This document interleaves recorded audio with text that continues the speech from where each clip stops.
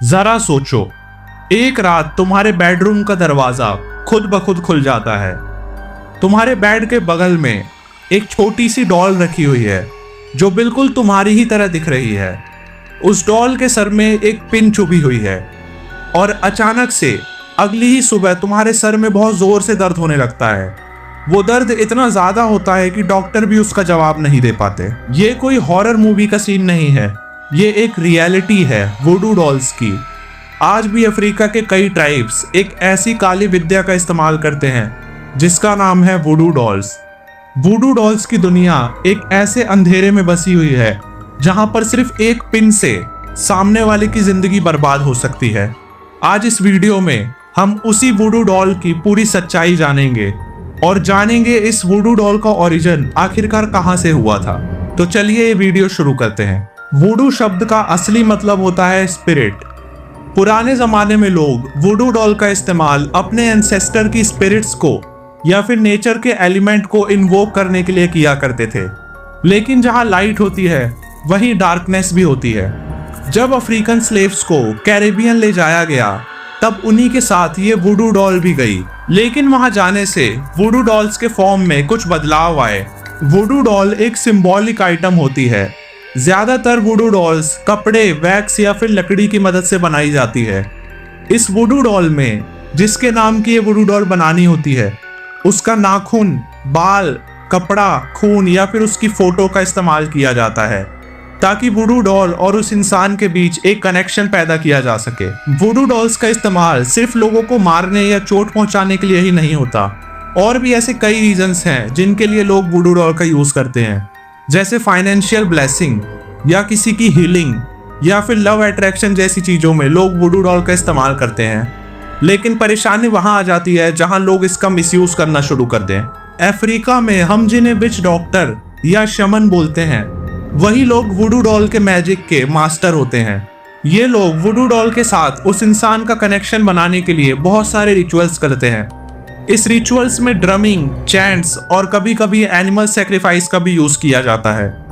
वुडू doll का magic करने के लिए सबसे पहले शमन्स वुडू डॉल को एक बहुत पुराने पेड़ के नीचे दफनाते हैं, एक ऐसा पेड़ जिसके अंदर ऑलरेडी बहुत सारे भूतों का पोजेशन हो। ये सब करने के बाद जब वुडू डॉल का कनेक्शन उस इंसान से बन जाता है और उस पर पूरी तरह पोजेशन हो जाता है तब असली खेल शुरू होता है।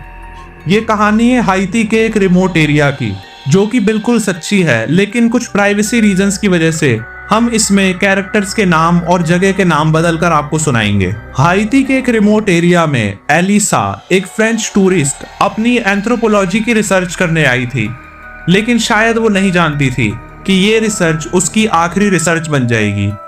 एलिसा एक्चुअल में वुडू डॉल की रिसर्च करने आई थी। एलिसा ने धीरे धीरे उस गांव में सबसे दोस्ती कर ली और एक एक करके उस गांव में सबसे वुडू डॉल के बारे में पूछने लगी। जैसे ही एलिसा वुडू डॉल के बारे में पूछती, सामने वाले का चेहरा पूरी तरह उतर जाया करता और वो एलिसा को सीधा मना कर देता। ऐसे ही करते करते एलिसा ने लगभग सबसे पूछ लिया था। फिर एक दिन उसे एक आदमी मिला जिसका नाम जेनेट था। एलिसा ने जेनेट से भी वही सवाल पूछा जो वो सबसे पूछती थी। मैं यहाँ वुडू पर रिसर्च करने आई हूँ, क्या आप वुडू के बारे में कुछ जानते हैं? जेनेट एक बोकोर था।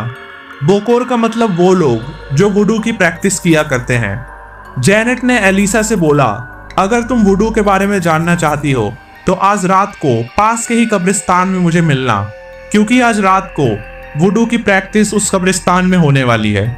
एलिसा ने बिना डरे क्यूरियोसिटी के चलते जेनेट को हाँ कर दिया। उस रात वो लोग उस कब्रिस्तान में गए। उस रात उस कब्रिस्तान में वुडू का एक रेयर रिचुअल होने वाला था जिसका नाम right of the crossed path था। इस रिचुअल में हाल ही में दफनाई हुई बॉडी के ऊपर वुडू डॉल रखी जाती है और कुछ मंत्रों के जरिए उस डॉल में उस बरीड आदमी की आत्मा को डाला जाता है। जेनेट ने धीरे धीरे वुडू डॉल बनाना शुरू करा, लेकिन जेनेट ने वो किया जिसकी खबर एलिसा को बिल्कुल नहीं थी। जेनेट ने एलिसा के बैग से उसका एक ब्रेसलेट चुरा लिया जिसका टुकड़ा उसने वुडू डॉल के अंदर डाल दिया। ये सब करने के बाद जेनेट ने अपना काम शुरू करा। जेनेट ने उस डॉल को उस दफनाए हुए आदमी की बॉडी के ऊपर रखा और चैंट शुरू कर दिया। उसने कुछ ऐसे मंत्र बोले जो आपकी स्क्रीन पर अभी दिख रहे हैं। इन मंत्रों का मतलब था she is the spirit, she is the body, bring all pain into her. ये सब करने के बाद गुड़िया पे पिंस चुभाए गए। वहां पे रखी सारी कैंडल्स अपने आप बुझ गईं और एलिसा के चेहरे पर एक भयानक सी मुस्कान आ गई। लेकिन अभी एलिसा पूरी तरीके से उस वुडू के कब्जे में नहीं थी। एलिसा ने जेनेट से कहा कि मुझे बहुत घबराहट हो रही है, मेरे हाथ पैर सुन्न पड़ चुके हैं और मुझे कुछ भी समझ नहीं आ रहा। इस पर जेनेट ने कहा, वुडू का ये रिचुअल अब पूरी तरह कंप्लीट हो चुका है, अब तुम अपने घर जाकर आराम कर सकती हो। लेकिन उस रात जो हुआ उसने एलिसा की जिंदगी बदल कर रख दी। अगली ही सुबह एलिसा अपने लॉज के रूम में बेहोश पड़ी मिली। लोगों ने जब एलिसा को देखा तो उसकी पूरी बॉडी पे खाल के अंदर से स्ट्रेच मार्क्स के निशान थे। ऐसा लग रहा था जैसे किसी ने उसकी बॉडी के अंदर से उसे खरोचने की कोशिश की हो। ये सब देखते हुए लोगों ने तुरंत उसे डॉक्टर के पास ले जाना सही समझा। डॉक्टर के पास इस इंसिडेंट की कोई एक्सप्लेनेशन नहीं थी।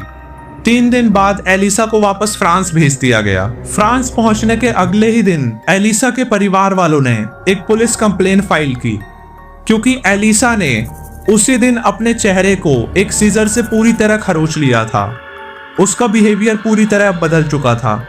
एलिसा के परिवार वालों ने एलिसा को कई साइकेट्रिस्ट के पास भी दिखवाया, लेकिन किसी के पास उसके बिहेवियर की कोई एक्सप्लेनेशन नहीं थी। ये सब करने के बाद एलिसा के परिवार वाले उसे एलिसा के ही मास्टर, एक बहुत मशहूर एंथ्रोपोलॉजिस्ट के पास लेकर गए। उस एंथ्रोपोलॉजिस्ट ने एलिसा से पूछा कि आखिर तुम्हें हुआ क्या है, लेकिन उस समय तक एलिसा का टोन और उसकी लैंग्वेज पूरी तरह बदल चुकी थी। एलिसा हाइतियन एक्सेंट में और हाइतियन लैंग्वेज में बात कर रही थी। फिर उस मास्टर ने एलिसा को हिप्नोटाइज किया और हिप्नोटाइज के दौरान एलिसा ने 2 वर्ड कहे, जो वर्ड थे बावोन समदी। ये सुनने के बाद उस एंथ्रोपोलॉजिस्ट का खून पूरी तरह सूख चुका था, उसके चेहरे का रंग उड़ चुका था, क्योंकि बावोन समदी वुडू डॉल के लॉर्ड का नाम है।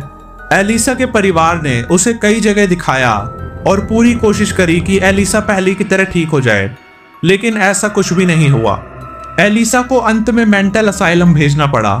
उस मेंटल असाइलम से एलिसा कई बार भागने की कोशिश की, कई बार उसी हाइती के जंगल में जाने की कोशिश की। लोगों का कहना था कि एलिसा की साउल उस गुड़िया के अंदर पूरी तरह बंद हो चुकी थी, जिसे निकालने का और कोई तरीका नहीं बचा था।